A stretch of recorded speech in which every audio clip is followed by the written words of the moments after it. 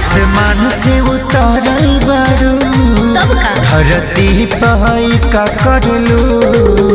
जब माथवा पट्टी का करलू ए जाने चान के भी फीका करलू